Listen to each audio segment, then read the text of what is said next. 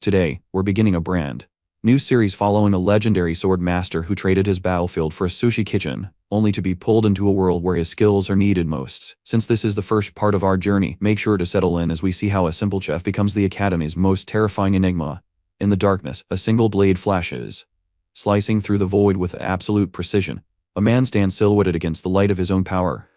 A figure defined by 20 years of relentless dedication. He dropped out of high school to pursue a singular path, immersing himself in the world of the blade until his palms were hardened by thick calluses. Through 2 decades of solitary refinement, he ascended to a level of mastery that few can comprehend. He became known simply as the best knife master in the country, a warrior for whom no obstacle remains uncut. Despite his lethal reputation, the master's battlefield is not a war zone but a high-end sushi restaurant. The blade that could sever steel is used to butcher giant tuna for the dinner rush. The kitchen is a chaotic symphony of shouting voices and cluttering dishes. Orders for omakase courses and special platters ring out incessantly. Customers dine in luxury, marveling at the exquisite texture of the sashimi, unaware that the chef preparing their meal possesses the skills of a legendary swordsman. He hides his true nature beneath the white uniform of his trade. The rhythm of the kitchen is broken by the sharp ringing of a phone. The chef pauses, his brow furrowing as he pulls the device from his pocket. He is certain he set it to vibrate, yet it rings aloud. The screen displays a notification from Miracle Blessing, a mobile game he is convinced he deleted from his system. He stares at the glowing screen, perplexed by the digital anomaly. It seems like a minor annoyance, a glitch to be ignored, but the persistent chime suggests something more intrusive is at work. A junior chef calls out, urging him to focus on the waiting customers. The master clenches his fist, sensing a presence that does not belong in his kitchen. He turns to the entrance as the heavy curtains are pushed aside. A group of men in dark suits steps into the sterile environment, bringing the stench of the underworld with them. The chef recognizes the leader immediately. He greets the intruder, Mr. Kim, with a tone that suggests this is a tired, recurring nuisance rather than a genuine threat. Mr. Kim steps forward, his demeanor arrogant and imposing. He is flanked by bodyguards, his posture radiating the confidence of a man used to getting his way. He declares that he has waited long enough for an answer. To expedite the negotiation, his subordinates open a briefcase on the prep table, revealing neat stacks of yellow banknotes. 3 billion won sits among the fish scales, an advance payment offered to buy the sword master's lethal services. Kim smiles, believing that every man has a price. The chef looks at the money with indifference, his grip tightening on his sashimi knife. The glare of the kitchen lights reflects off the blade as he delivers his verdict. He does not speak of honor or morality, but of cleanliness. He tells Mr. Kim that a kitchen is a sanctuary of hygiene and that someone as dirty as a gangster has no place within it. The rejection is absolute. He orders the intruders to leave, his voice carrying an edge sharper than the knife in his hand. Mr. Kim's expression twists from arrogance to mockery. He laughs loudly, finding it absurd that a man with the title of sword master would waste his potential slicing fish in a restaurant. He moves to assert his dominance, perhaps to teach the chef a lesson, but the response is instantaneous. A flash of blue light erupts from the chef's knife. It is a warning, a demonstration of speed and power that the human eye can barely track. Shaken by the glimpse of true strength, the gangsters retreat, though Kim leaves with a final ominous promise to return. Once the intruders are gone, the junior chef approaches, visibly shaken and confused. He cannot fathom why anyone would turn down 3 billion won, a sum that could purchase a life of leisure. The master wipes his blade, replying calmly that he has no interest in the violence of the underworld. He only wishes to slice fish. As the tension dissipates, the phone begins to ring again. The junior chef asks if he is dating someone, but the master dismisses it, explaining that the game Miracle Blessing is simply refusing to let him go. Hours later, the restaurant is closed. The chef stands alone on the rooftop, smoking a cigarette under the moonlight. He reflects on his past, on the bankruptcy of his family that forced him into a life of ceaseless labor. He wonders if he has been too focused on survival to truly live. The phone in his hand chimes once more, breaking his reverie. Annoyed, he attempts to finally delete the application, but in his fatigue, his finger slips. He accidentally taps the icon, and the flashy, upbeat music of the game blares into the silence of the night. A strange energy envelops the rooftop. When the junior chef comes up to find his boss, the space is empty. The master is nowhere to be seen. Only his smartphone remains lying on the concrete floor, its screen illuminating the darkness with a loading bar that has reached 100%. The text transfer completed glows ominously. The man who mastered the blade in this world has been pulled away, summoned to a reality where his skills will be put to their true purpose. The man who was once a chef finds himself staring at a smartphone screen, recognizing the interface of a game he once played. It is Miracle Blessing, a typical pay-to-win auto hunting game filled with generic mechanics and attractive character designs. He had played it casually, never spending money, never reaching the ending. But he is no longer a player. He is not even a protagonist or named non-player character. He has been possessed into the body of a background extra, a character designated simply as Kang Geomma. For 1 year, he attempts to deny this reality. He lives an ordinary teenage life in a world that mirrors modern Korea, albeit with slight geographical differences. He attends school, blends in, and hopes to remain unnoticed. He succeeds in living a secondary life of mediocrity. That ambition is destroyed by a single sheet of paper. He returns home to find his parents in a state of euphoria. They hold an acceptance notice. Kang Geomma has been admitted to Hawaken Academy, the most prestigious institution in the world. His parents, simple people of the Seori Kang clan, beam with pride, believing their son to be a genius. They recall that he manifested a blessing the previous year and passed the test immediately. To them, this is the start of a glorious future. To Geomma, it is a conscription notice. He attempts to dissuade them, asking if he can withdraw. His protests are drowned out by their laughter and prying. He retreats to his room, defeated. He realizes there is no turning back. He examines the reality of this world. Blessings are the equivalent of game skills, abilities that defy physics. However, they are largely genetic, creating a rigid caste system. Society is stratified into nobles, commoners, and the privileged. Hawaken Academy exists to maintain this elite hierarchy under the guise of hero training. It prepares students for war against monsters, a reality Geomma wants no part of. Yet, he has been accepted as a special admission, the quota for non-heroic families. He checks the blessings that qualified him for this dangerous prestige. The status window displays 2 abilities. The first is Painless Blessing. It completely relieves pain for 30 seconds with a 12-hour cooldown. Geomma dismisses it as a useless utility skill, wondering how such a passive ability helped him pass the entrance exam. The second is Blessing of the Sword God. The description is deceptively simple. It will cut if you strike. The activation time is infinite.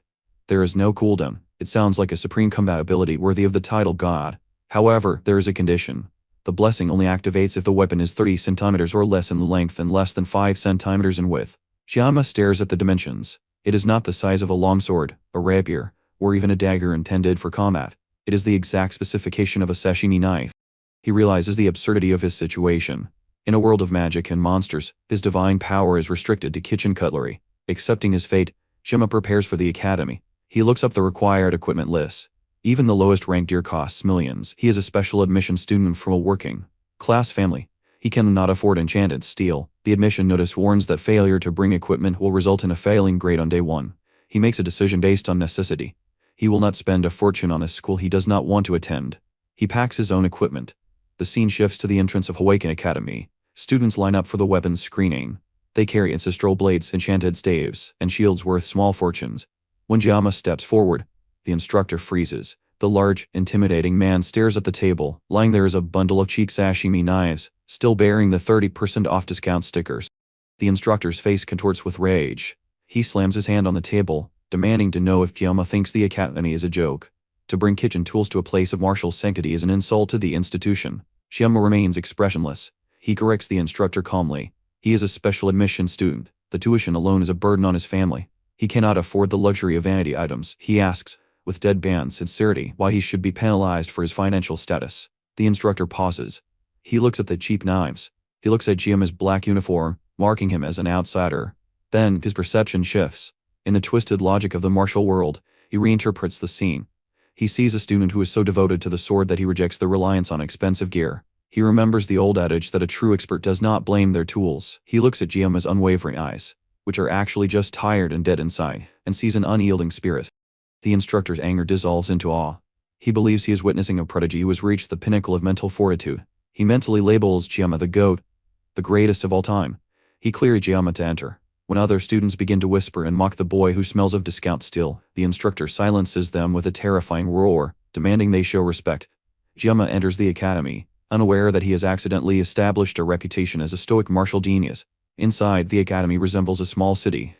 Enormous Gothic architecture towers over the students. Geomma finds a quiet bench to rest. Exhausted by the social friction, he checks his phone. A notification alerts him that the placement test will begin at 3 in the afternoon at the training hall. He has time. He decides to test his rusted skills. He draws one of the sashimi knives. It feels familiar. In his previous life, he lived by this blade for 20 years. He wonders if a year of rest has dulled his edge. He spots a falling leaf. He decides to slice it. He swings the knife. The blessing of the sword god activates. The world turns white. A simple slash transforms into a cataclysm. Blue energy erupts from the 30-centimeter blade, tearing through the air. The force is not a cut. It is a spatial severance. The sky above the academy splits open. The clouds part in a straight line that stretches to the horizon. The shockwave shatters the surrounding glass and pavement. Geomma stands amidst the destruction, his arm trembling violently. Red warning boxes flood his vision. The user's physical body level is too low. The level of the equipment is too low. Using suppression to synchronize, the recoil hits him instantly. It is not just muscle soreness. It is the agony of a mortal body channeling a god strike. He falls back onto the bench, gasping. He realizes now why he possesses the first skill. Painless blessing is not a useless futility. It is a mandatory survival mechanism. Without it, the backlash of the sword god's power would incapacitate him instantly. Even with the pain relieved, the physical toll remains. His hand shakes uncontrollably as he picks up the knife. He cannot use this power casually, but he has no choice. The placement test is starting. At the Colosseum, the elite of the world have gathered to watch the new generation. High within the VIP box sits Siegfried von Nibelung, the Sword Emperor, and a 7-star hero. He is joined by Medea Poison, the sage. They banter like old friends, discussing their age and the changing times. Below them, the students assemble. The murmurs begin again. The students point at Geomma, the outlier in the black uniform. He stands apart, his presence awkward and misunderstood. Then the crowd shifts its attention. A figure walks into the sunlight. She has flowing turquoise hair and eyes like molten gold. She radiates the arrogance and elegance of high nobility.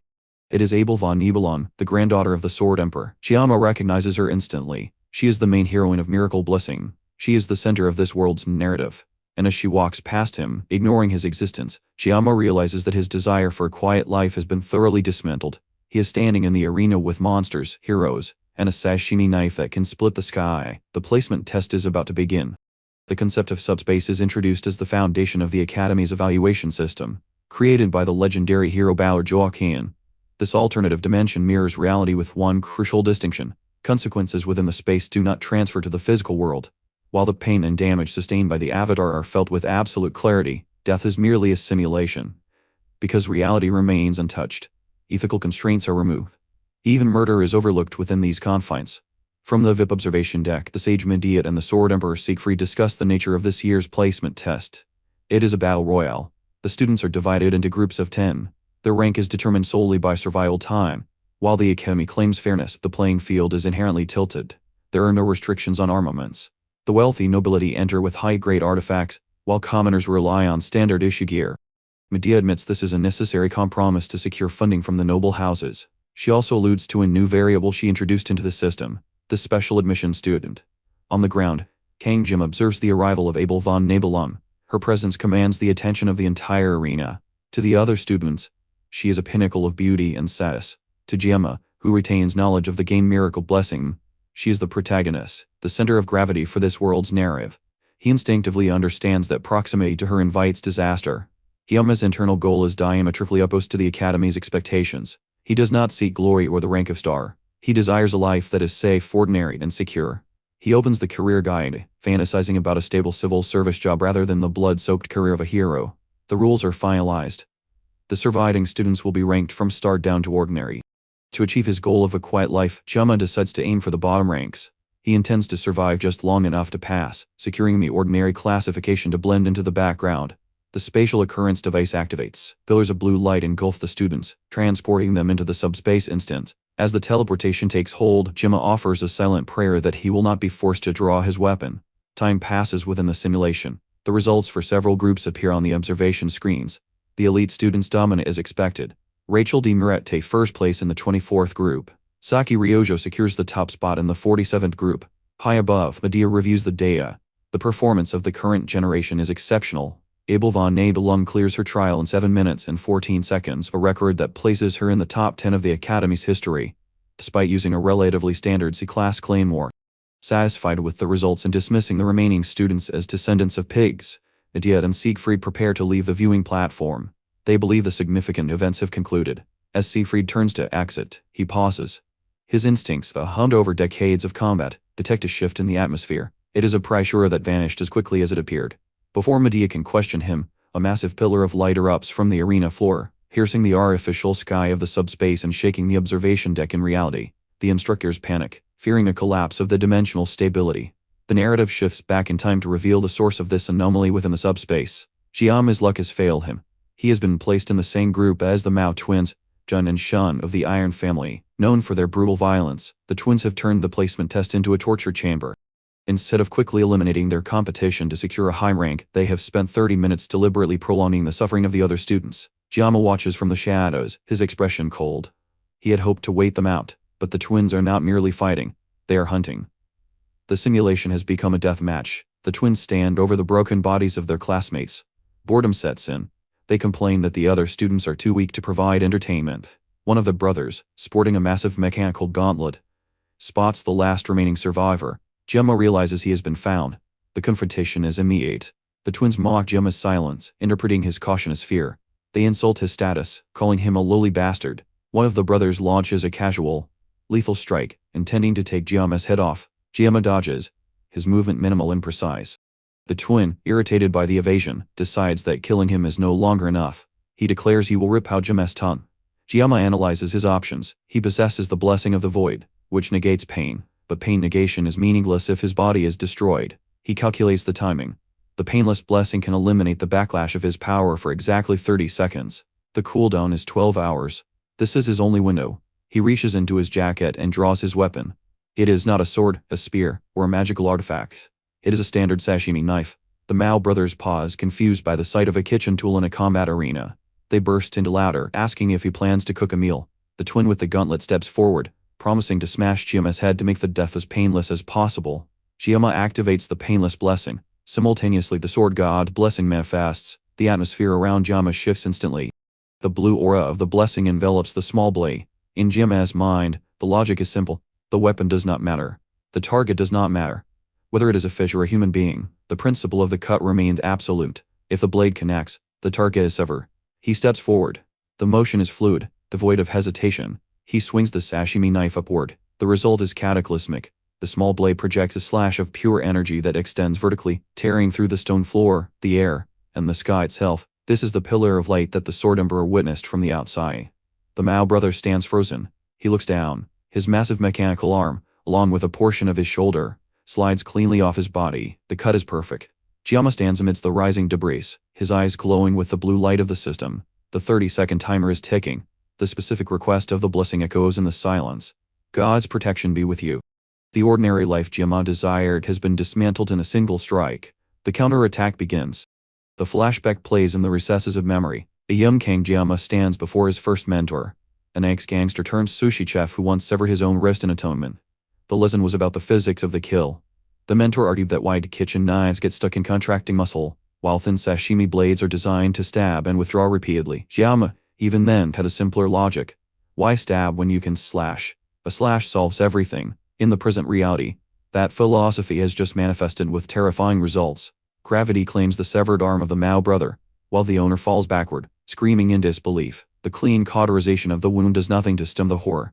The other twin, witnessing the mutilation of his brother, freezes. He looks at Geomma, who stands amidst the rising steam of the attack, the sashimi knife glowing with blue system energy. The remaining twin attempts to process the impossible. He sees Geomma's hand trembling and hears his heavy breathing. Through the lens of arrogance, he misdiagnoses the situation completely. He assumes the trembling is fear, or the exhaustion of an amateur clumsily wielding a weapon for the first time. He concludes that his brother's loss was a result of carelessness, not the enemy's skill. This misjudgment seals his fate. The twin activates his gauntlet, the red machinery humming as he stacks multiple system buffs simultaneously. The blessing of resolution amplifies his defense. The blessing of intervention boosts his agility by 200%. A spiritual blessing increases his fist power. He becomes a walking tank, convinced that no simple blade, not even an S-rank weapon, can penetrate his layered defenses. He charges. Geomma does not retreat. He is not trembling from fear. He is vibrating with the countdown of the painless blessing. The numbers tick away in his vision. 23, 22. The logic of the sword god's blessing overrides the limitations of physics. Geomma does not need to bypass the defense. He simply needs to decide the target is cut. The twin screams that Geomma has been standing like an idiot. He swings the massive, energy-clad gauntlet down to crush him. Geomma watches the descent. He is not mumbling a will. He is counting seconds. 7, 6, 5. He decides to smash the target's head. The collision is instantaneous. The sashimi knife meets the S-rank gauntlet.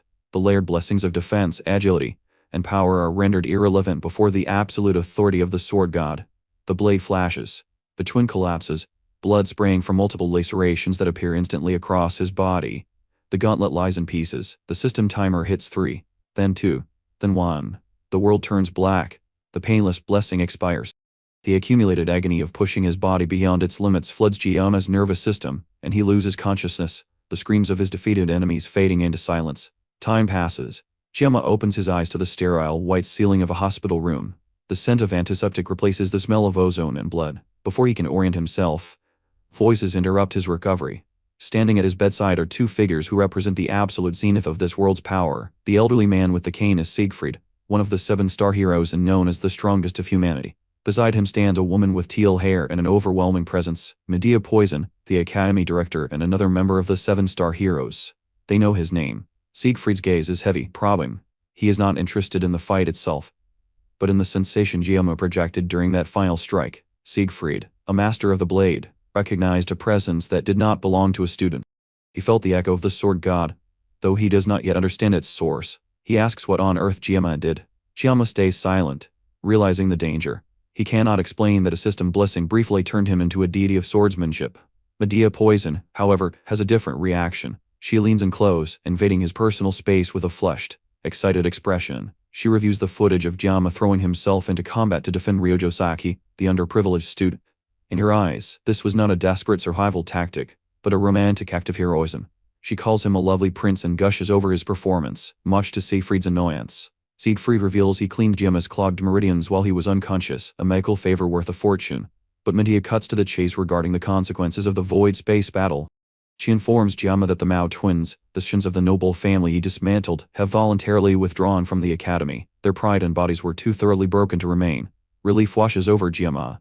This is the best possible outcome. The troublesome nobles are gone, and he can return to his goal of a quiet, ordinary life. He assumes the disciplinary action will be a suspension or a reprimand, allowing him to fade into the background. Medea smiles, her eyes glinting behind her glasses. She delivers the final verdict. Because of his overwhelming victory against superior numbers and equipment, the Academy has reevaluated his standing. Kang Geomma is named the top student of the entire intake. The words land heavier than any blow. Geomma's face contorts in pure horror. The attention he desperately sought to avoid has now been guaranteed. His plan for a mediocre, invisible life has been completely destroyed by his own competence. He lets out a confused, despairing sound as the reality of his new status sinks in. The immediate aftermath of the disciplinary hearing ripples through the highest levels of the Academy administration. In the headmaster's office, the tension is palpable. The elder Sage, a representative of the noble factions and a bastion of traditional swordsmanship, confronts Medea regarding her decision. He is incredulous that a mere teenager has been designated as the top student, displacing the sons of prestigious lineages, including his own granddaughter. Sage has reviewed the footage of the subspace examination. His pride as a swordsman forces him to admit a terrifying truth. The boy's technique was not merely good. It was the embodiment of the ultimate concept of the sword.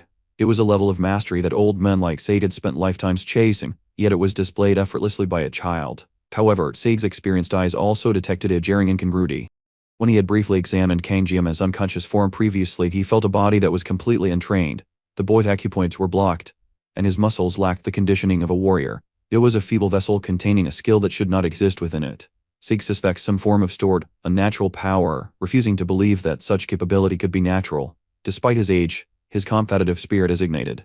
He views Geomma not just as a student, but as a rival to his family's honor. Medea, however, dismisses his concerns with her characteristic arrogance. She reminds Sage that the Academy evaluates results, not background.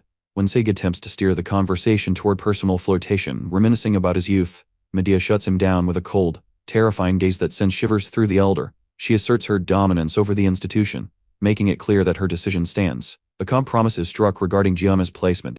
Despite his rank as the top student, which would typically grant him entry into the elite Tiger class, Medea assigns him to the Wolf class. When Geomma requests the Tiger class, assuming it would be more efficient, Medea vehemently denies him, sweating nervously as she lies. She claims it is strictly prohibited for the top student to be a Tiger, though her internal monologue reveals the truth. Placing him in the Tiger class would cause an uncontrollable uproar among the Council of Elders. She needs him hidden in plain sight. Geomma leaves the office, misinterpreting the situation entirely. He believes that being assigned to the lower-ranking Wolf class is a stroke of luck, a final compromise that will allow him to complete his studies in relative obscurity. He convinces himself that this falls within a manageable predicted range for a quiet life. He enters the Wolf class lecture hall, a grand, tiered auditorium filled with students who have already formed social cliques. As he walks to his seat, the room falls silent. Geomma notices the gazes but chooses to interpret the silence as being ignored, which delights him. He believes the director has successfully suppressed his reputation. If he is an outcast, he can live tranquilly. However, his solitude is interrupted. A female student with short red hair approaches his desk. Geomma freezes, his hope for invisibility shattering. The girl, Chloe, speaks to him with surprising difference.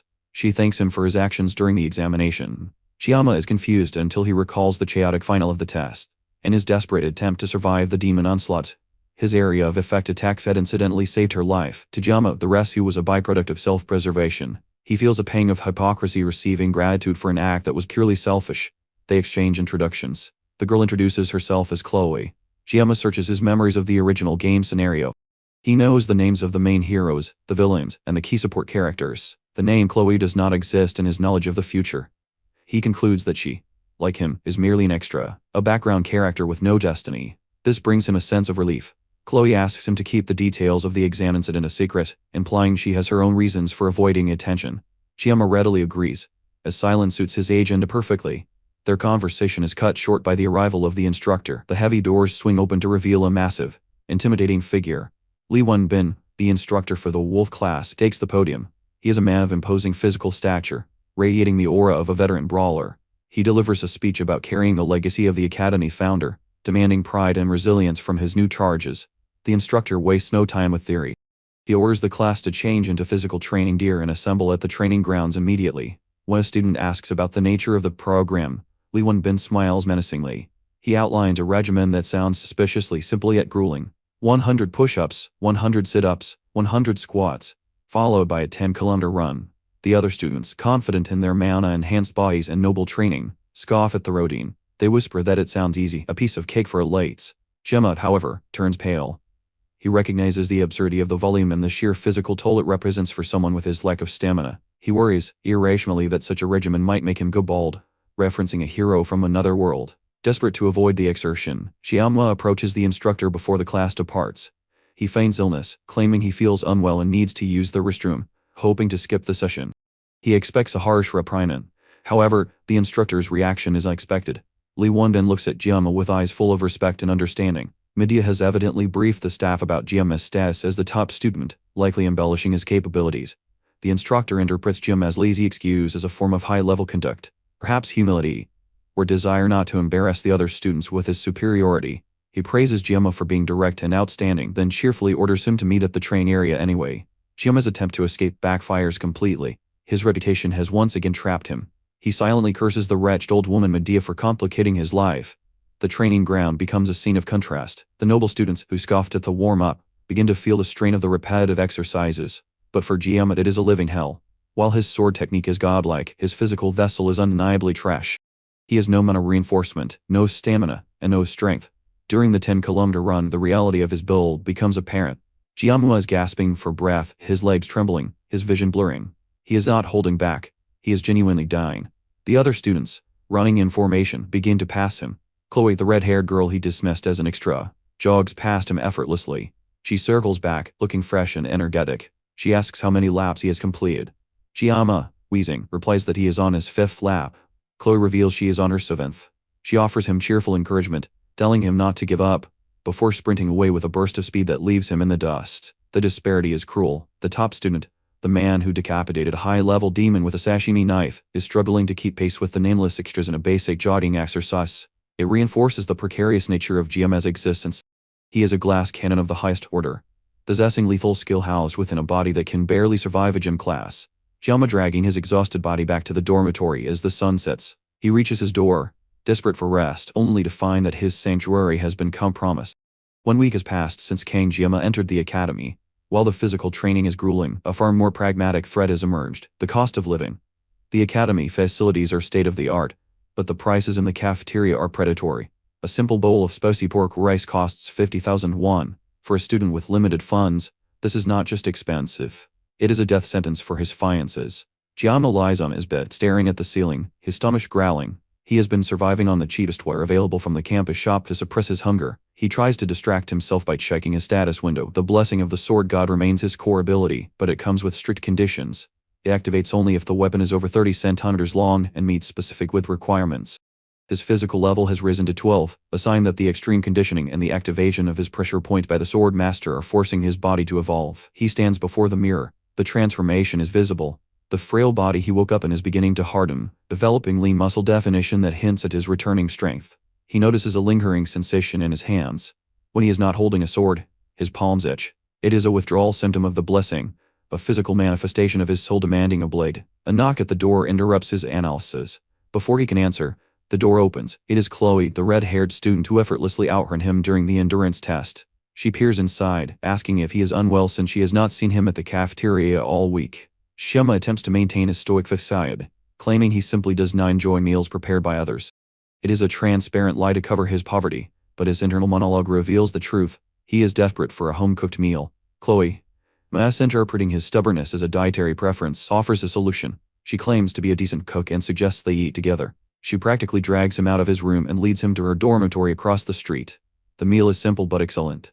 Geomma eats with a ferocity he barely conceals, the taste of real food breaking through his usual composure. He learns that Chloe is from a coastal region, which explains her affinity for seafood. Seeing an opportunity to repay the meal and satisfy the itching in his hands, Geomma volunteers to prepare the next course. Chloe has fresh sea bream in her refrigerator. Geomma stands at the counter, a standard kitchen knife in his hand. He inspects the blade. It is too short to fully utilize the blessing of the sword god. He asks Chloe if she has a longer knife. With a cheerful smile, she produces a full-length katana from her inventory. Geomma stares at the weapon, then politely declines, opting to stick with the kitchen knife. Using a sword of war to fillet a fish would be excessive, even for him. He focuses. The blessing restrictions are annoying, but his technique is not dependent on the system alone. He activates the blessing of painlessness. His eyes glow with a faint blue light. For a moment, the kitchen transforms into a battlefield. The fish on the cutting board is no longer an ingredient. It is an opponent. In his past life, he was the greatest swordsman in the country. Adapting that mastery to culinary arts is a trivial adjustment. His hand moves in a blur. The blade flashes. 21 seconds. That is all it takes. Geomma scales the sea bream, splits the bones, removes the internal organs, and fillets the meat into perfect, translucent slices. He steps back, satisfied. Chloe stares at the platter, stunned by the speed and precision of his work. She calls it a masterpiece.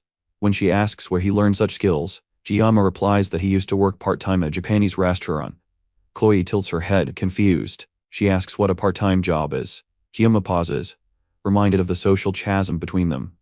To the nobility attending this academy, the concept of labor for money is alien. He apologizes for the confusion, dismissing it as a difference in background. Since Geomma handled the preparation, Chloe insists on washing the dishes. Geomma retires to the living area, feeling full in content for the first time in days. He hums a quiet tune, looking out the window at the moon. The sound of shattering porcelain breaks the silence. Geomma turns to see Chloe flustered near the sink. She has dropped a plate. Then another crash follows. It becomes apparent that the young noblewoman has never washed a dish in her life. While she struggles with the basic household chore, Geomma's attention drifts to the desk near the window. A diary lies open on the surface. It is decorated with cute stickers and rounded, colorful handwriting. Geomma knows he should not look, but curiosity draws his eye to the open page. The entry describes a student who saved her during the placement test. It mentions his name, Kang Geomma. It describes her heart pounding and her inability to speak to him. Geomma smiles slightly. It is a charming, innocent confession of a schoolgirl crush. He turns the page, expecting more of the same. The atmosphere in the room shifts instantly. The next page is not cute. The handwriting changes, becoming jagged and frantic. The words "I love you" are repeated hundreds of times, filling every inch of the paper. The text overlaps, scrawled with an intensity that borders on madness. The innocent stickers are buried under a wall of obsessive red ink. This is not admiration. This is a fixation deep enough to drown in. Geomma freezes. A shadow falls over him. The crashing of dishes has stopped. He hears a voice directly behind his ear. It is no longer the cheerful voice of a classmate. "Have you read my diary?" Geomma turns slowly. Chloe is standing there, the darkness of the room obscuring her expression, waiting for his answer.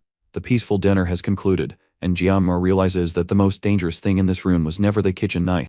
In the hierarchy of this world, reputation is currency and strength is the only law. Yet, beneath the glittering facade of celebrated heroes, there are those who maintain order from the shadows. The Auditor family is one such lineage, a clan that enforces authority through assassination. To be born into this name is to forfeit one's humanity. Children undergo mental restructuring before they reach adolescence, their emotions surgically excised to create perfect, unfeeling weapons. Chloe Auditor de Cecilia was no exception. By the age of 15, her hands were already stained and her identity had been whittled down to a single function: to kill without hesitation. When Chloe entered the Joaquin Academy, she did so under strict orders to remain in the common class, hiding her lethal lineage beneath a veneer of mediocrity. She accepted this gray existence as her fate, believing that nothing would ever alter the trajectory of her life. She was wrong. Her world of monochrome obedience was shattered during a subspace battle royale. Surrounded and outnumbered, she had prepared to accept a meaningless death, treating it as just another inevitable outcome of her profession. But a variable she had not calculated intervened. Kang Geomma stepped between her and her aggressors. He did not care about the politics of the academy, or the odds against him. He simply saw a group of men tormenting a girl and called them what they were. For Chloe, who had secretly harbored a love for fairy tales about imprisoned princesses and saving princes, this moment was a violent awakening. The boy with the sashimi knife became the prince from her stories, and the void in her heart was instantly filled with a torrential, obsessive fixation. Back in the present, the silence in the dormitory room is heavy enough to suffocate. The innocent dinner has transformed into a standoff. Geomma, sensing the shift in the atmosphere, attempts to navigate the situation with casual deflection. He feigns ignorance, asking if she saw the moon, or perhaps the reference book on his desk. But the assassin before him is not easily deceived. Chloe presses him, her voice stripped of its earlier warmth. She demands to know if he saw the diary. Geomma attempts to lie, denying he saw the contents of the book filled with red, frantic scrawls of love. But Chloe's instincts are too sharp. She calls out the falsehood immediately, realizing that further deception is pointless. Geomma admits the truth. He saw it. The reaction is instantaneous. The air in the room curdles as Chloe's eyes lose their light, dulling into a crimson void. The cheerful classmate is gone. The trained killer has surfaced. This is not merely anger. Geomma recognizes the signs of a fractured psyche, a dual personality triggered by the exposure of her deepest secret. The auditor training has clashed with her newfound emotions, resulting in a dangerous, yonder obsession that now perceives the object of her affection as a target to be secured. A sword materializes in her hand, the blade humming with a lethal aura that rivals even the strongest fighters Geomma has encountered in the academy. She strikes without warning, a slash meant to incapacitate. Geomma dodges, his mind racing through tactical options. He is on the 4th floor. Jumping from the window would result in shattered bones, leaving him vulnerable. The only exit is the door, and Chloe stands directly in its path. She advances slowly, her movement precise and devoid of wasted energy. Geomma realizes she intends to keep him here, perhaps permanently. He needs a weapon to bridge the gap in their reach. His eyes dart to the kitchen counter where his trusty sashimi knife rests, but it is too far. To reach it, he will have to expose his limbs to her blade, a risk he cannot take. His gaze lands on his desk, a pen holder. Inside sits a small, retractable utility knife. It is a tool for cutting paper, not parrying steel, but for the sashimi swordmaster, the nature of the blade matters less than the hand that wields it. As Chloe lunges, closing the distance with terrifying speed, Geomma draws the box cutter. The system responds to his resolve. Messages flash in his vision, confirming that his resourcefulness has bolstered his mental resilience and that his words now carry the weight of intimidation. The blessing of the sword god activates, flooding his senses with clarity. Metal clashes against metal. The massive force of Chloe's sword is arrested by the tiny blade of the utility knife. Sparks fly as Geomma deflects the strike, his posture unbroken. He looks into the void of her eyes, his expression shifting from caution to professional focus. He notes the length of her hair, which flows wildly around her in the wake of her attack. With a calm, terrifying declaration, Geomma announces his counterattack. He tells her he will chop it up for her. In this room, the size of the weapon is irrelevant. The prince she idolized has decided to fight back, and he does not need a legendary sword to dominate the space. He only needs an edge, and the will to use it. The immediate aftermath of the duel reveals a stark contrast in perception between the two combatants. Chloe wakes in her dormitory, her mind racing as she recalls the overwhelming pressure of the fight.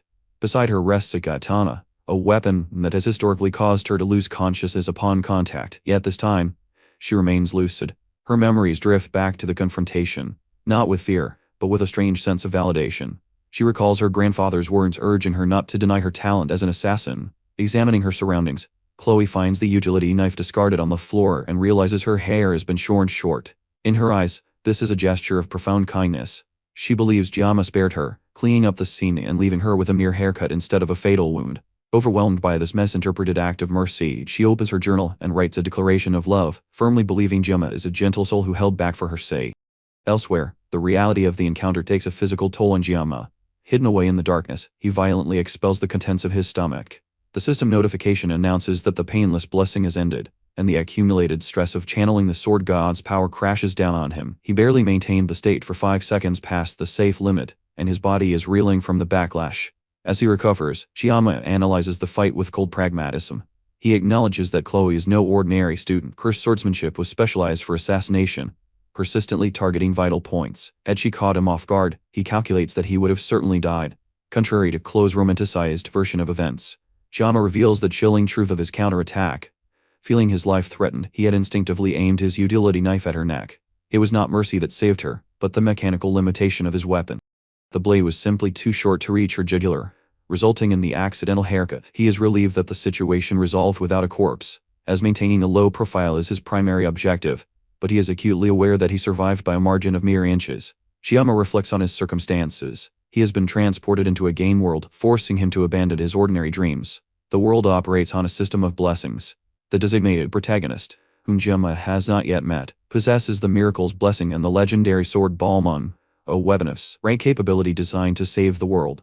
In contrast, Geomma is stuck with a sashimi knife and a blessing that tears his body apart if used improperly. He tries to distance himself from the reality of this world, reminding himself it is just a game, but the gravity of the plot weighs on him. He knows the storyline involves a demonic invasion that escalates into a catastrophic world war between humans and demons. In his previous life, he deleted the game because the war arc was too horrific. Now, living inside it, he fears he will perish as collateral damage once the conflict begins in 3 years. To avoid this fate, he formulates a survival plan. He must become strong enough to defend himself but remain discreet enough to avoid being drafted into the hero's party or the front lines. He needs to manage the blessing of the sword god. Currently, his body cannot handle the output required by high-grade weapons. The system shows his assimilation rate is only 1.5%, and access to higher functions is blocked. He realizes he cannot rely on the 30-second limit of the painless blessing forever. He needs a weapon that is functional but does not meet the high specifications that trigger the sword god's burdensome activation conditions. He checks the academy schedule and identifies a solution: the upcoming practical extermination training. The reward for this event is the Murasime, a B-grade katana. If he can secure it, it will be strong enough for standard combat but weak enough to use without destroying his own body. Geomma retreats to a quiet bench to rest, but his solitude is interrupted. A female student with teal hair sits down next to him. It is Abel von Nibelungen, a major character and rival in the original game. Geomma recognizes her immediately but decides to feign ignorance to avoid entangling himself with the main cast. Adel is bewildered by his lack of reaction. Used to being the center of attention due to her lineage and skill, she is unsettled by Geomma's casual request for her to move over. However, she senses something unusual about him. Quoting her grandfather, she notes that swordsmen possess distinct expressions in their eyes. She draws her sword and offers it to him, asking if he wants to test it. A challenge meant to gauge his instincts. Geomma, disinterested in proving himself or engaging in a protagonist-style event, declines flatly, stating it does not thrill him. This dismissal shocks Abel further. In a world where status and martial prowess are everything, his indifference is an anomaly. She stares at him, her pride wounded and her curiosity piqued, unable to comprehend that this unassuming student truly does not care who she is. Adel von Nibelung refuses to accept the situation. She presses Kang Geomma, asking if he knows who she is. Geomma, maintaining his facade of a disinterested nobody, flatly denies knowing her. When Abel points out the glitch nature of their interaction, that he knows her name while she remains ignorant of his, Geomma counters with paranoia. He argues that in an academy of elites, revealing one's identity to a stranger in the middle of the night is a security risk, humorously suggesting she could be a spy for the Demon King. Abel is baffled by his guarded nature but shifts her line of questioning. She asks why he is out so late. Geomma claims he is exercising. When pressed for specifics, he deadpans that he is practicing breathing. Skeptical, Abel reaches out and touches his shoulder. The contact reveals something she did not expect. Beneath his tracksuit, she feels the hardened muscles and calluses of a warrior. She notices the subtle signs of physical wear on his hands. To her, these are the marks of someone who trains with desperate diligence, even if they lack natural talent. Her demeanor softens. She begins to vent, projecting her own insecurities onto him. She speaks of the burden of the Nibelung bloodline, where perfection is the baseline requirement. She admits to Geomma, a stranger she deems harmless, that she is not the top student this year. It is her first defeat. She confesses her desire to identify the top student so she can crush them in the next evaluation. Geomma, who is the very student she wishes to crush, listens in uncomfortable silence. Abel complains that the top student even skipped the admission of an act she views as an insult to her pride. She then catches herself, wondering why she is sharing such personal grievances with a stranger. She concludes that it is because Geomma seems weak. Citing her family motto to be firm with the strong and merciful to the weak, she categorizes him as a loner in need of pity. Geomma realizes that this misunderstanding is convenient. It explains why the original protagonist of the game was always so distant. Being underestimated provides a layer of safety. Abel eventually decides to retire for the night, her curiosity satisfied by her own incorrect conclusion. As she leaves, she asks for his name one last time. Geomma refuses again, cementing his role as an insignificant extra in her eyes. Time passes within the academy. Geomma navigates his social environment by actively avoiding it. While his classmate Chloe manages to blend in with the other students, Geomma keeps his head down. He observes the isolation of the elite students in the tighter class and the formation of political factions in the Star and Dragon classes. He is relieved to be excluded from the aristocratic power struggles that plague the higher tiers. His strategy of silence yields material rewards. Medea, the academy dean, approaches him in the lecture hall. As the top-ranking student, Geomma is entitled to special privileges. Medea hands him a faculty member card, a black card with significant financial and administrative perks. Geomma accepts it with internal reverence. To him, this card represents the resources necessary to survive and coast through the next 3 years comfortably. The narrative shifts to a history lecture regarding the founding of the academy. The instructor recounts the events of 700 years ago. The hero, Joachim Baller, established the institution with his 7 disciples after the First Human-Demon War. The history books tell of a 20-year duel between Joachim and Lycan, the commander of the Demon King's First Corps. The conflict ended in a stalemate. Joachim lost an arm, and a truce was signed. This treaty birthed 7 centuries of peace. The students in the lecture hall whisper about parties and social events, lulled into complacency by the long era of tranquility. Geomma, however, is not complacent. He knows the game's lore. He looks toward Medea, who is lounging on a sofa in the back of the room, joking about wanting to quit her job. Geomma knows the tragic reality hidden behind her casual demeanor. Medea is one of the 7 heroes. In the original story, she is the first to detect the cracking of the peace treaty through an ability called Poet's Lord. Because she is the first to sense the encroaching darkness, she steps forward to protect the students. Geomma recalls the Wakey entry for her character. Medea is destined to be the first sacrifice claimed by the Demon King. He watches her with a grim understanding that her days are numbered. 2 weeks later, the atmosphere in the academy shifts abruptly. On the morning of May 5th, a commotion breaks out in the hallways. Students rush to the windows and corridors, buzzing with anticipation. They doubt that a figure of such high renown would be assigned to their class, assuming he would go to the Star class. Geomma checks the date on his phone. The timeline is proceeding exactly as written. The door to the lecture hall opens. A student with blonde hair and an aura of supreme confidence walks in. The whispers confirm his identity immediately. It is Leon van Reinhardt. In the original game, he is the true protagonist. His arrival marks the end of the prelude and the beginning of the main scenario. The benchmark for power has officially entered the room. The arrival of Leon van Reinhardt sends a predictable wave of excitement through the academy hallways. Students crowd the corridors, desperate for a glimpse of the golden-haired youth who represents the pinnacle of their generation. To the masses, he is a celebrity and a prodigy. To Kang Geomma, he is merely the protagonist of the original game's scenario. Geomma watches from the periphery as the elite female students, those ranked as supreme characters in the game's lore, gravitate toward Leon immediately. It is the inescapable gravity of the main character. Geomma analyzes the situation with cold logic. In a standard adult-rated game, a character with Leon's magnetism would likely meet a premature end due to jealousy. However, this is a world governed by the rules of a hero's journey. Leon's survival is guaranteed by the plot. Geomma finds a grim comfort in this. If the world has provided a hero of such overwhelming caliber, it implies that the threats facing this world, specifically the Demon King, are equally catastrophic. Geomma decides his best course of action is to remain invisible. He will let the hero save the world while he quietly survives in the background. He attempts to navigate through the crowded hallway but finds his path blocked. He nearly collides with a female student. It is Chloe. She apologizes politely, her expression innocent, but Geomma's instincts scream in alarm. Even without drawing a weapon, the air around her is suffocating. Geomma senses a profound, sorrowful killing intent radiating from her. It is not malicious, but it is absolute. It makes his skin crawl. He recognizes that beneath the school uniform stands a warrior who has likely surpassed the academy's standard curriculum entirely. Chloe stops him before he can retreat. A flush rises to her cheeks, and she asks if he would like to join her for dinner. Geomma stares into her eyes. He recognizes the look. It is an obsession that will not accept a simple refusal. He mentally references an online guide he once read about surviving dangerous personalities. If he refuses outright, he risks becoming a target. If he accepts, he risks becoming entangled in a narrative he wants to avoid. He chooses a third option. He declines the dinner but asks for a transaction instead. He tells her he needs a favor. He asks her to teach him swordsmanship. It is a calculated risk. Geomma requires a legitimate reason to train his body, and having a powerful sparring partner like Claude provides the perfect cover. It satisfies her desire to be near him while keeping the interaction professional. Chloe accepts with visible enthusiasm. They meet later at the training grounds. The hall is empty, the late afternoon light filtering through the high windows. Chloe arrives wearing casual athletic wear, holding a live steel katana. Geomma immediately intervenes. He holds up a wooden practice sword. He questions her intent. Chloe seems genuinely confused, asking why they would train with toys when they could use real weapons. Geomma firmly insists on the wooden swords. He explains that this is training, not a duel to the death. Reluctantly, she agrees. They take their positions. Geomma grips the long wooden sword with both hands. It feels awkward. His muscle memory is tuned to the short, precise movements of a sashimi knife, not the broad leverage of a long sword. He glances at his system interface to check his status. The text box confirms his disadvantage. His unique trait, the blessing of the sword god, has strict activation requirements. It only functions when he wields a blade shorter than 32 centimeters and narrower than 2 centimeters.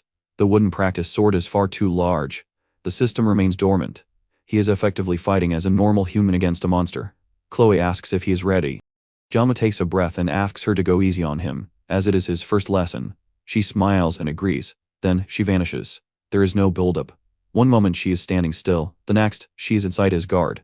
Geomma's eyes widen. He reacts on pure instinct, throwing his weapon up to block. The impact shakes his entire skeleton. The wooden swords collide with the force of a car crash. Geomma skids backward, sweat already breaking on his forehead. This is her holding back. Chloe apologizes for the intensity, but her body moves on its own accord. She launches a second strike, then a third. The air in the training hall begins to tremble from the displacement of her swings. Geomma is overwhelmed.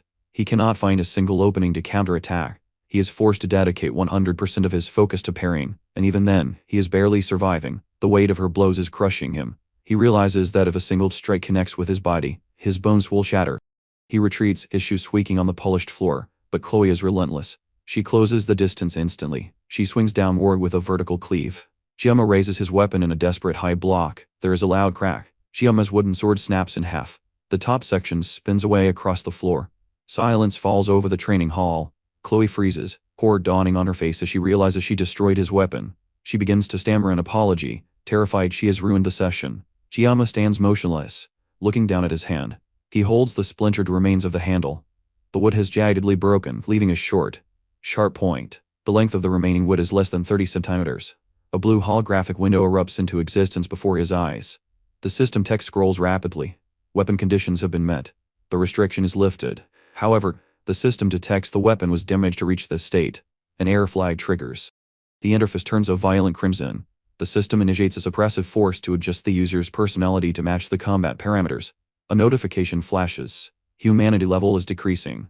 Geomma's posture changes. The frantic desperation vanishes from his face, replaced by a glacial calm. His eyes begin to glow with a spectral blue light. He tightens his grip on the broken wooden shard. It is no longer a broken sword. In his hand, it is now a perfect shank. The sword god's divine blessing activates. The predator has awakened. The broken handle of the wooden sword remains in Kang Geomma's grip, now reduced to a jagged, splintered shank less than 30 centimeters long. The system, detecting the weapon's altered state, bypasses its previous restrictions. However, because the weapon was damaged rather than properly selected, the system interprets the situation as critical. Crimson warning text floods Geomma's vision. To compensate for the weapon's condition, the system initiates a forcible personality adjustment. The notification is stark. Humanity is decreasing. The training hall vanishes from Geomma's perception. In his mind, he stands once again within a pristine, tiled kitchen. A fish lies waiting on the cutting board, shimmering under the cold industrial lights. Geomma's thoughts are foggy, this sense of self replaced by a singular professional drive. He reaches for a large Chinese chef's knife from the magnetic rack, but a glitching red error message blocks his hand. He attempts to grasp a katana, but the system denies him again. The only option remaining is the sashimi knife. The system courses him, whispering that he need only pick it up. Usually, holding this specific blade brings him phantom pain, a side effect of his past life, but as his fingers close around the hilt now, he feels only a refreshing clarity. The system confirms his compliance. He is no longer student sparring. He is a craftsman preparing to work. In the real world, the atmosphere around Geomma shifts violently. Dark blue energy radiates from his body, his eyes glowing with a predatory luminescence. A skill known as heat activates. Chloe, standing opposite him, senses the change immediately. The boy who was standing motionless a moment ago vanishes. He reappears instantly within her guard, the wooden shank thrusting with the speed of a lethal dagger. Chloe barely raises her weapon in time. The impact is heavy, far beyond what a broken piece of wood should possess. She retreats, her expression morphing from concern to genuine fear. Geomma pursues without a wasted movement. He moves like a phantom, leaving trails of azure light in his wake. To Chloe, he seems like a completely different person. A machine maximizing the lethality of a makeshift weapon. Inside the hallucination, Geomma is merely frustrated. The fish on his cutting board is sliding away, evading his knife with unnatural agility. He finds it annoying. He decides to fillet it quickly to end the nuisance. In reality, Geomma leaps high into the air, bringing the wooden shard down in a crushing overhead strike. Chloe blocks with the shaft of her wooden sword, but the force drives her to her knees. The stone floor beneath her cracks from the pressure. She is overwhelmed, her instinct screaming that this is no longer training. She tries to call his name, but the pressure of his killing intent stifles her voice. Geomma raises his arm for a final, decisive strike. In his mind, the fish is cornered. He prepares to sever the head. Suddenly, a sound pierces the illusion. The fish seems to speak his name. Chloe screams Geomma's name in desperation, terrified that the descending blow will kill her. The auditory hallucination shatters the trance. Geomma pauses, the blade hovering inches from the fish. He sees the red strings manipulating his limbs like a marionette. The kitchen dissolves. The fish transforms back into a terrified girl. Geomma freezes. The wooden shard stops a hairbreadth from Chloe's forehead, the wind pressure from the stop blowing her hair back. The blue glow in his eyes fades, replaced by confusion and shock. He is sweating heavily, his chest heaving as the coercive power recedes. He realizes what almost happened. He looks at Chloe, who is trembling on the floor, tears in her eyes. The murderous puppet master is gone, leaving only the awkward student. He abruptly announces that they should stop for the day, thanks her for the practice, and turns to leave immediately. Chloe remains on the floor, clutching her weapon. As the fear subsides, a strange flush colors her cheeks. She watches his retreating back, her mind reeling from the intensity of the encounter. She touches her chest, confused by her own reaction to the near-death experience, as Geomma disappears into the academy building. Chloe collects herself and walks out into the night. She reflects on the sensation of his attack. It was not just raw strength or technique. It was a fundamental instinct that eclipsed her own. Even with a piece of scrap wood, he was untouchable. Her introspection is interrupted by a voice from the shadows. Leaning against a pillar is knocks at a door, a second-year student and evidently her brother. He wears a mask and a look of disdain. He criticizes Chloe for wasting her time mingling with what he considers lowly people. Knox warns her that the Adidor family watches everything. He threatens that if she continues to associate with this unknown student, the family will eliminate him to protect their reputation. Chloe stops walking. Her expression hardens. She tells her brother clearly that he should not speak of Geomma that way. She delivers a chilling warning of her own. Even if the entire Adidor clan were to descend upon him, they would not be able to handle Kang Geomma. She leaves Knox standing in the moonlight, stunned by her absolute certainty. Back in the safety of his room, Geomma stares at his hand. He understands now. The power he possesses is not a divine blessing or a favor from the gods. It is a curse. To avoid relying on the sword, God's influence, he had tried to use other weapons, but the power mocked his efforts. It followed him, seizing control of his motor functions and drowning his mind in a narcotic bliss. It turned him into a puppet bound by threads, whispering sweet urges to cut deeper and destroy more. He realizes that during the spar, he surrendered his body to that pleasure.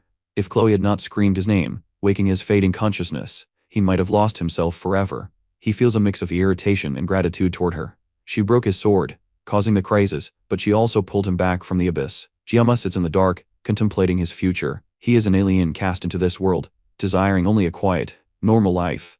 But the thing inside him, this art of the reverse heavens, is not a gift. It is a parasite waiting to devour his reason, a mouth opening in the darkness of his soul, hungry for violence. He knows now that he can't simply avoid this problem. The curse is a part of him, and it is waiting for the next opportunity to take control. 3 days pass in silence within the academy. The rumor mill churns, fueled by the abrupt end of the previous duel, but the subject of the gossip remains absent.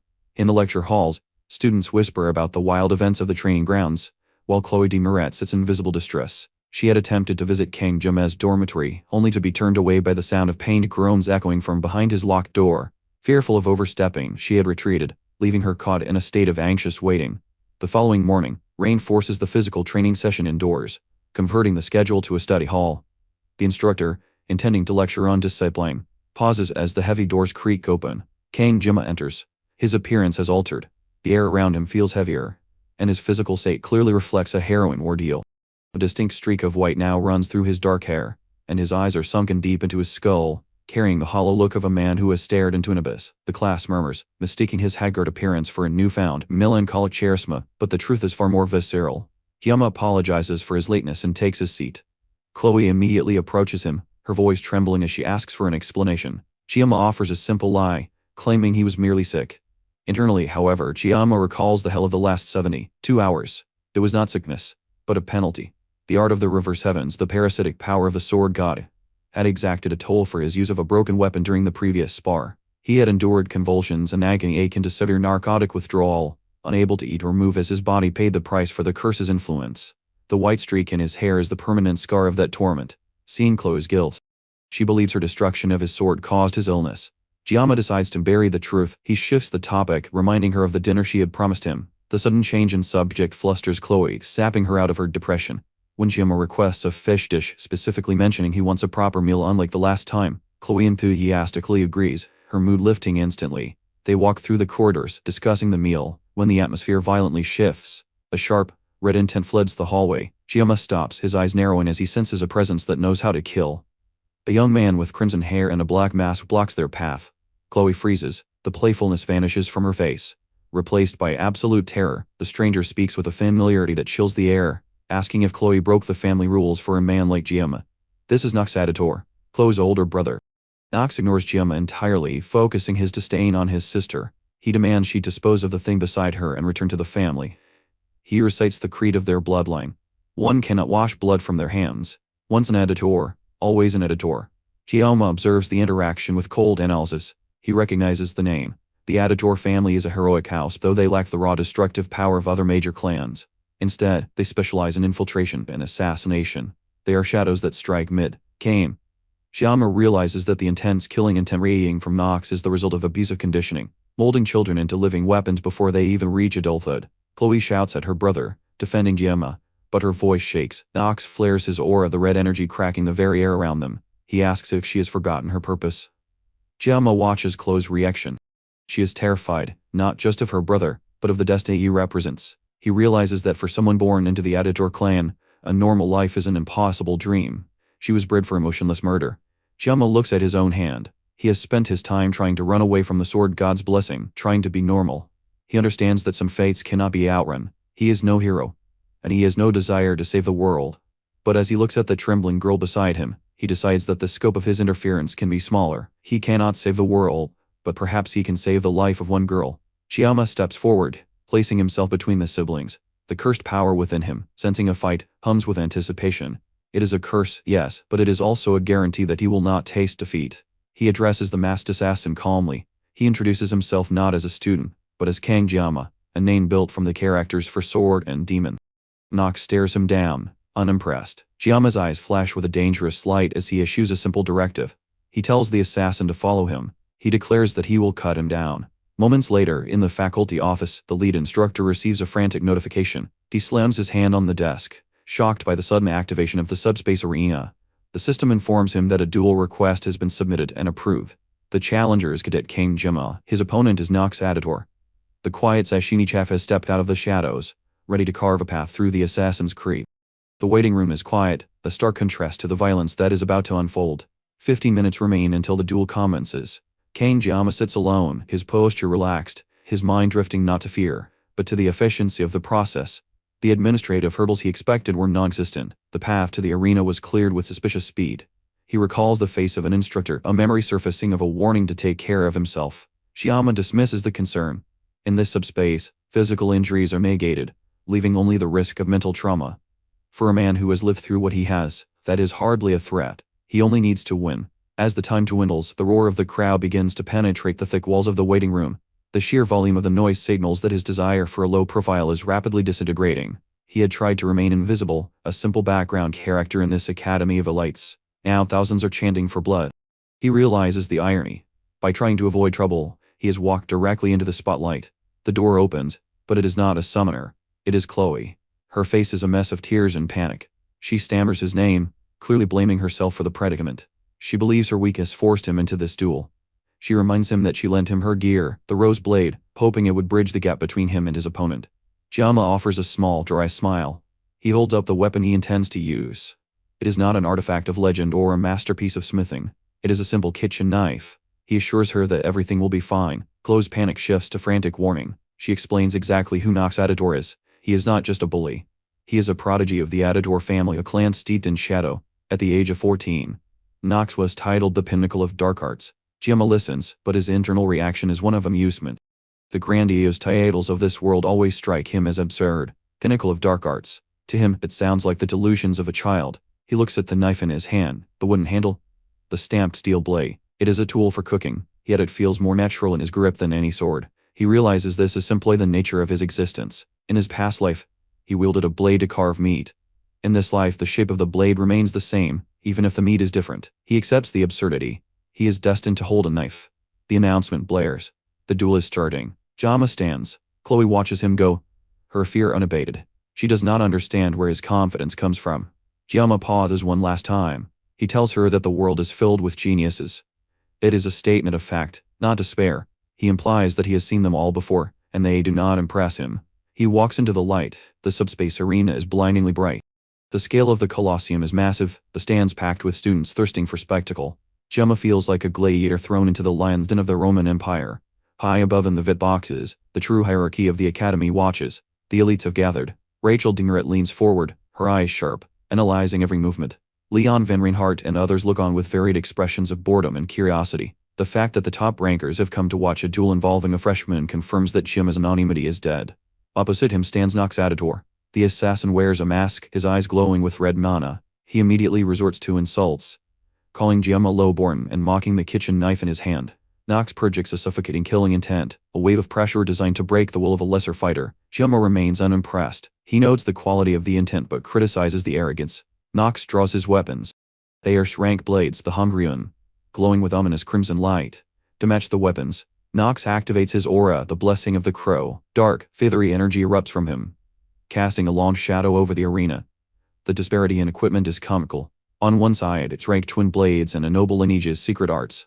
On the other side, a store-bought sashimi knife and a student in a standard uniform. The system intervenes. A blue barrier encapsulates the stage. The subspace barrier is deployed. Simultaneously, invisible text boxes appear before Geomma's eyes. The painless blessing has been activated. The sword god's blessing has been activated. The duel begins. Nox vanishes. He moves with the speed expected of an elite assassin. The crowd gasps, many unable to track his movements. Purple streaks of energy tear through the air where Geomma stood a fraction of a second prior. To the untrained eye, it looks like Geomma is standing still. To the elites like Rachel, the truth is far more terrifying. Geomma is not running. He is shifting his weight, tilting his head, and sliding his feet with microscopic precision. Every strike from the rank blades misses him by hair's breadth. He is not fighting. He is simply existing in the spaces where the blades are not.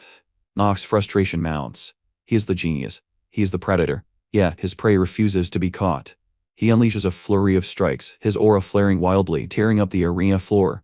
Geomma weaves through the destruction with a bored expression. Rachel Dingeret narrows her eyes. She sees what the others miss. The freshman is not struggling. He has not even attempted to attack. He is testing the waters. Nox screams in rage. His pride cannot handle the humiliation of missing a target holding a kitchen knife. He gathers his mana for a decisive blow. A massive constructive dark energy, resembling a three-legged crow, forms around him. He brings his blades down in a cataclysmic slam. The arena shakes. Dust and debris obscure the stage. The students cheer, convinced the fight is over. As the dust settles, a silhouette remains standing. Geomma brushes dirt off his shoulder. He is completely unscathed. The silence in the arena is heavy. Nox stares, his breath ragged. He exhausted a significant portion of his mana, yet he failed to land a single scratch. Then, Geomma does something inexplicable. He loosens his grip. The kitchen knife clatters to the floor. Nox freezes. He suspects a trap. Is this a taunt? A surrender? A hidden technique? Geomma calmly bends down and retrieves the knife. He adjusts his grip. The atmosphere around him changes instantly. The lethargy vanishes. The boredom evaporates. In their place is a cold, absolute focus. Nox feels the shift. His instincts scream that the predator is changed. Terrified and enraged, Nox abandons technique for raw power. He charges, shouting that he will cut Geomma down with a single strike. His red blades burn with maximum intensity. Geomma's internal monologue is somber. He reflects on his desire for a comfortable life. He followed the rules. He kept his head down, but the world refused to let him be. If he cannot run away, then he must remove the obstacle. He accepts the curse of his talent. The blessing of the sword god hums through his veins. Geomma steps forward. He does not swing wildly. He executes a single, linear slash. I will cut you so cleanly, Geomma thinks, that you won't even be able to see it. Blue light meets red darkness. The two figures pass each other. For a moment, nothing happens. The crowd waits. Then the sound of metal hitting the floor rings out. Nox Aditor stands frozen. His left hand is empty. His right arm, severed just below the elbow, lies on the ground, still clutching this rank sword. The cut is surgically precise, cauterized and clean. Geomma stands with his back to the assassin. He does not look back. He flicks the blood from his kitchen knife with a practiced motion. He stares up at the sky, resignation in his eyes. He will use anything, be it a blessing or a curse. But looking at the devastation he just casually inflicted, he knows one truth. It is time to say goodbye to his peaceful future. The elite students in the stands are silent. Abel von Nibelung watches with wide eyes. Rachel Dingeret smiles, her interest piqued beyond measure. The hierarchy of the academy has just been violently rearranged by a cook with a $10 knife. The subspace barrier dissolves, revealing the outcome to the stunned academy. Nox Aditor lies defeated on the cold tiles, his arm severed. Kang Geomma stands over him. His breathing steady, his posture relaxed. He sheathes his weapon, a kitchen knife that glows with a faint blue light, seemingly mocking the high-grade steel scattered across the arena floor. Internally, Geomma feels a wave of distaste. Despite his efficiency, the sensation of cutting through living flesh is unpleasant, a stark contrast to the culinary preparation his blade was designed for. He reflects on the duel with a clinical detachment. He acknowledges that Nox possessed incredible battle sense and physical strength, just as the report suggested. However, the assassin's reliance on overwhelming killing intent was his undoing. It acted as a beacon, telegraphing every strike to Geomma's experienced senses. The scoreboard flashes the final result. Winner, Kang Geomma. Time, 26 seconds. The silence in the stands breaks into a murmur of disbelief. A freshman from the tighter class has dismantled a sophomore elite in less than half a minute. Geomma listens to the whispers of the crowd, realizing that his hopes for a quiet, unnoticed school life have effectively ended. He decides to accept the burden. If attention is unavoidable, he will endure it with grit. The following day, the ripples of the duel continue to spread. In a sunlit classroom, Abel von Nibelung sits at her desk, unable to focus. The image of the black-haired freshman haunts her thoughts. As the granddaughter of a sword master, she prides herself on her knowledge of blade work. Yet she failed to see the true depth of Geomma's skill until the moment he struck. She recalls her family motto, to be firm with the strong and merciful to the weak. The realization that Geomma is stronger than her strikes a blow to her pride, leaving her frustrated and confused about how to categorize him. Rachel de Murat interrupts Abel's brooding. Sharp and observant, Rachel notices her friend's distress immediately. She presses Abel, teasing her about potential romantic troubles. Abel denies it fiercely, her face flushing, but Rachel is relentless. She begins listing potential candidates, starting with Leon van Reinhardt. When Abel dismisses Leon without hesitation, Rachel plays her ace card. She suggests the special admission student from the duel. Abel's reaction, a frozen, mortified silence, confirms Rachel's suspicion. Rachel beams, delighted by the chaos she has uncovered. She grabs Abel by the wrist, dragging the reluctant swordswoman out of the room. When Abel asks where they are going, Rachel announces their destination with a predatory grin. The tighter class. The arrival of two top-ranking students at the tighter class causes immediate commotion. Rachel kicks the door open, her presence commanding the room. She scans the terrified freshman, searching for her target. Ignoring social protocols, she climbs onto a student's desk to get a better vantage point. When the student protests the invasion of personal space, Rachel simply smiles, using her beauty and status to silence the complaint instantly. She spots him. Kang Geomma is asleep at his desk in the back row, head resting on his arms. Nearby, Chloe watches over him, her expression softening as she observes her ally. Rachel descends and approaches Geomma, indifferent to the eyes watching her.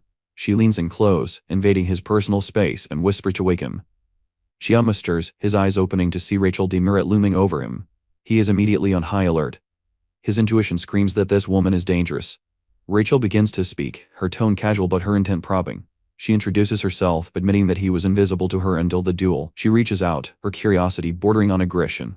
Before she can make contact, the air in the classroom grows heavy with hostility. A hand clamps down on Rachel's wrist, stopping her advance. Chloe stands between them, her eyes glowing with a terrifying red aura. The protective Eliashed her calm demeanor, demanding to know what Rachel intends with a voice dripping with malice. The hierarchy of the academy is being tested once again, as the factions begin to collide around the anomaly that is Kang Geomma. The tension in the tighter class creates a suffocating atmosphere, heavy with the weight of conflicting hierarchies. Chloe stands between the intruder and her ally, her hand clamped firmly around the wrist of Rachel de Murat. Chloe's eyes glow with a hostile crimson light, a physical manifestation of her intent to protect Kang Geomma. She demands to know the nature of the entity standing before her, sensing a threat that goes beyond mere academy rivalry. Geomma, roused from his sleep by the sudden spike in killing intent, lifts his head. His dark eyes immediately assess the situation. He sees Chloe, her posture rigid with aggression, and the blunt intruder who smiles with a disarming, yet predatory, playfulness. Chloe does not wait for an answer. The clicking sound of a blade extending echoes through the silent room. In her hand is not a sword, but a box cutter, a utilitarian tool that mirrors the pragmatic, lethal style of the man she is protecting. Geomma's gaze sharpens as he recognizes the weapon. He does not fear for Chloe's safety, but rather the escalation of violence. A knife fight in a classroom is a variable he wishes to avoid, yet the situation has already spiraled beyond verbal de-escalation. Abel von Nibelung, standing behind Rachel, attempts to intervene. She calls out her peer's name, sensing that Rachel is pushing the provocation too far. However, Rachel ignores the warning. She looks down at Chloe with eyes that hold no fear, only a condescending amusement. To the niece of the spear saint, Chloe's killing intent is as threatening as a child's temper tantrum. Rachel speaks, her voice dripping with patronage. She admonishes Chloe for interrupting when adults are speaking. With a speed that belies her relaxed posture, she reaches out and pats Chloe on the head. It is a gesture of dominance, treating the shorter girl like a pet rather than a warrior. She adds a warning that it is unsafe to play with sharp objects. The humiliation breaks Chloe's composure. She lunges, the box cutter slashing upward in a vicious arc intended to maim. The difference in class becomes immediately apparent. Rachel does not panic. She does not even draw a weapon.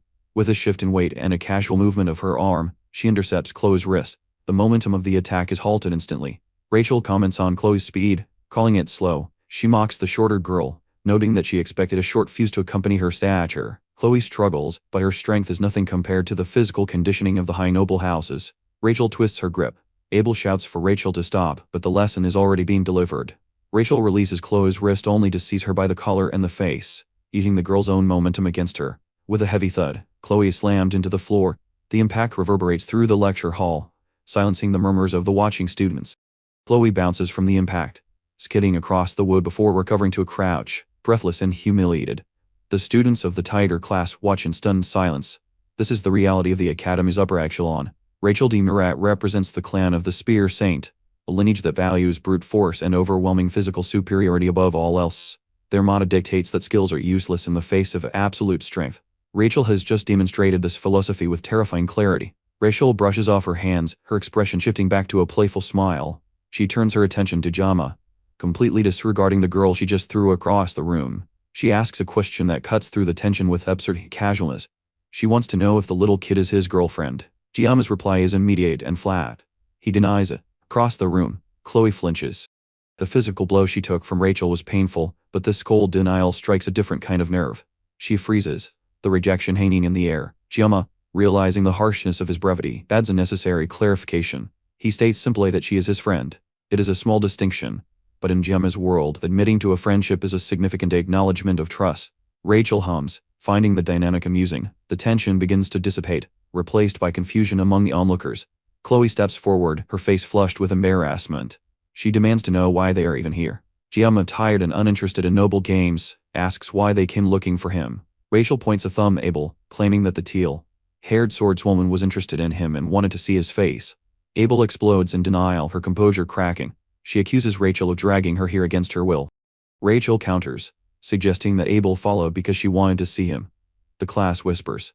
The sight of two top-ranking students bickering like schoolgirls over the class sleeper is a surreal deviation from the brutal hierarchy they are used to. Geomma sighs, rubbing his temples. He tells them to leave if they have no business. Rachel leans in, her interest piqued by his dismissal. Most students would grovel for attention from the Murat or Nadelung families. Geomma's apathy makes him an anomaly. She calls him interesting and leans over his desk, invading his personal space once more. She extends an invitation, suggesting he come to her dorm after class to watch a movie together. The implication is bold and overtly flirtatious. From the floor, a red aura explodes once again. Chloe screams, demanding that Rachel get away from her. Geomma. Rachel bursts into laughter. She finds the possessive phrasing hilarious, repeating the words my Geomma with tears of mirth in her eyes. She turns to Geomma, asking if she heard the declaration. Geomma, mortified by the lack of dignity on display, can only groan. Rachel decides she has had enough entertainment for one morning. She waves goodbye, teasing Geomma one last time about the my Geomma comment before turning to leave. Geomma tells her not to come back. His tone is cold, but Rachel only finds it more amusing. As the two intruders leave the lecture hall, the atmosphere shifts again. Chloe remains, her dignity bruised but her territory defended. Geomma rests his head back on his arms, hoping the disturbance is finally over. However, in the hallway the facade drops. Rachel walks alongside Abel, her laughter fading into a serious, contemplative expression. Abel attempts to apologize for the scene they caused, but Rachel cuts her off. She explains that her focus was never on the chaos or the apology. Her focus was on Kang Geomma. Rachel recalls the moment she looked into his eyes. Behind the apathy and the sleepiness, she saw something that unsettled her to her core. She describes his eyes as hollow and black, devoid of the typical ambition or fear found in students. When she invaded his space, she felt a chill on her neck, the instinctual reaction of a predator recognizing a greater threat. She admits to herself that Geomma is far beyond her expectations. He is a step above the students who focus on style without substance. To the heir of the Murat clan, he is not just a student. He is a precious resource, a potential asset. Rachel smiles, but the expression is now sharp and calculating. She tells Abel that she's not going to yield. The contest for influence over the anomaly has officially begun. Elsewhere, the consequences of Geomma's previous actions are beginning to manifest. In a sterile hospital room, the heir of the editor clan awakens. His body is bandaged, but his ego is fractured beyond repair. He recalls the humiliation of his defeat, a genius of the editor family brought low by a commoner. Rage consumes him. He grips the stand, his knuckles white. He mutters a mantra of violence. He must kill him. He must kill the bastard and reclaim his honor. He convinces himself that his defeat was a fluke, or that with the full power of his clan, the outcome will be different. He decides that assassination is the only path. The techniques of Nightfall, the pride of his family, will be the instrument of his revenge. He paces the room, working himself into a frenzy. He questions whether he should strike tonight. He decides he will mobilize the entirety of the editor clan. They will cut off the bastard's head. He hypes himself up, believing that the element of surprise and the weight of his lineage will guarantee his victory. He reaches for the sliding door of his hospital room, his eyes burning with the intent to murder. He promises to show Geomma the true horror of the editor family. He slides the door open with force, and instantly his killing intent freezes. Sitting in the dark hospital room, illuminated only by the moonlight filtering through the window, is a figure in a school uniform. He sits calmly on a visitor's chair, peeling a red apple with a small knife. The motion is precise, rhythmic, and terrifyingly casual. Kang Geomma looks up from the fruit. He does not look surprised. He does not look afraid. He looks as though he has been waiting for this exact moment. "Ah," Geomma says, his voice flat and devoid of tension.